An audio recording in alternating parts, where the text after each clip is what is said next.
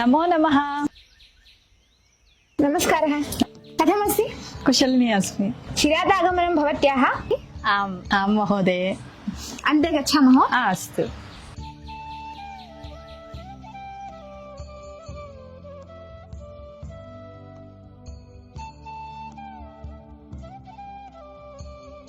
जलं पिबतु।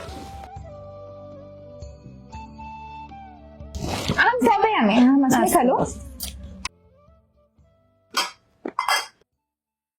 पुत्र एतत्। बहु धन्यवादाः। बहुकालानन्तरम् आगतवती भवती। कोऽपि विशेषः अस्ति वा? भवती जानाति खलु मम पुत्रः इंटर्मीडियेट् पठन् अस्ति। आम्। सः आप्शनल् विषये संस्कृतभाषामेव स्वीकृतवान्। ओ तथा अस्ति वा? बहु आनन्दकरः। परन्तु अध्ययनविषये किञ्चित् क्लेशः अनुभूयते। किमर्थं? संस्कृतभाषायां शब्दरूपाणि धातुरूपाणि बहूनि सन्ति खलु।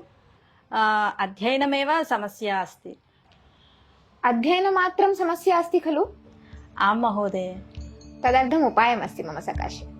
कः उपायः?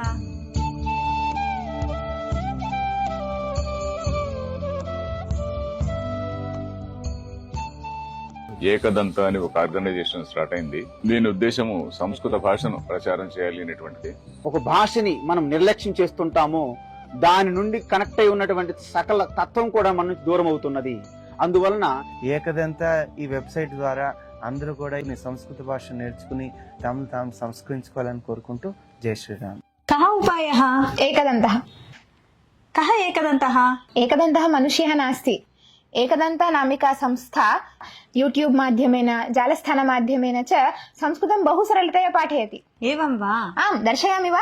अस्तु महोदय। अत्र पञ्चस्तरीया योजना एषा। तत्र प्रथमस्तरे वर्णमाला माहेश्वरसूत्राणि भवन्ति। द्वितीयस्तरे तु शब्दपरिचयाः पदपरिचयाः भवन्ति। तृतीयस्तरे धातुरूपाणि विभक्तिप्रत्ययाः भवन्ति। अस्तु। चतुर्थस्तरे उपसर्गाः सन्धयः समासाः इत्यादयः पाठ्यन्ते। अन्तिमस्तरे तदनु पञ्चमस्तरे सम्भाषणमपि पाठ्यते। सम्भाषणमपि वा? आम्, सम्भाषणमपि पाठ्यते, तदपि निःशुल्कम्। निःशुल्केन वा? आम्। आगच्छतु भगिनि। एकदन्ते बहवः अनुभवज्ञाः शिक्षकाः पाठयन्ति, अतः चिन्ता न करणीया। तथा वा? इदानीमेव मम पुत्रं सूचयामि। न, मास्तु मास्तु, पञ्जीकरणं करणीयम्। पञ्जीकरणं कथं करणीयम्? अहं सूचयामि। अत्र गूगल् मध्ये गत्वा EKADANTHA.in इति एकदन्तविषये नोदनं कृत्वा इदानीम् अस्यां योजनायां पञ्जीकरणार्थम् अत्र नोदनीयं भवति। अत्र नुदित्वा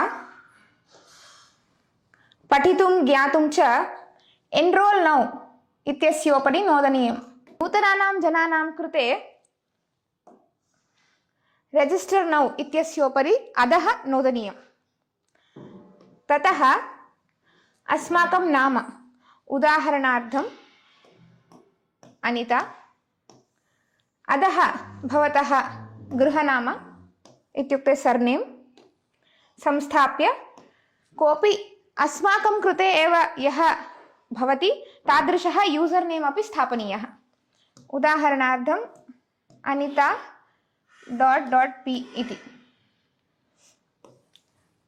अधः गत्वा ई-पत्रसङ्केतः स्थापनीयः।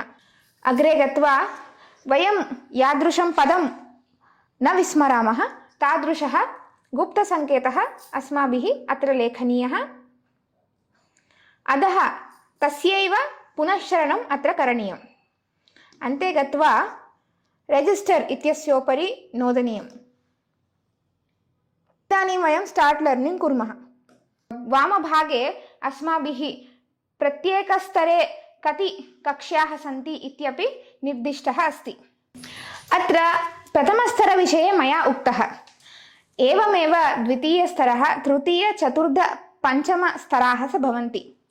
यदा कोऽपि पञ्चस्तराणाम् अपि अध्ययनं समापनं कृत्वा परीक्षां दातुं विशेषतया अत्र मार्क् एस् कम्प्लीट् इत्यस्योपरि नोदनं करणीयं भवति। भवत्याः श्वशुरः दयानन्द महोदय कुत्र अस्ति?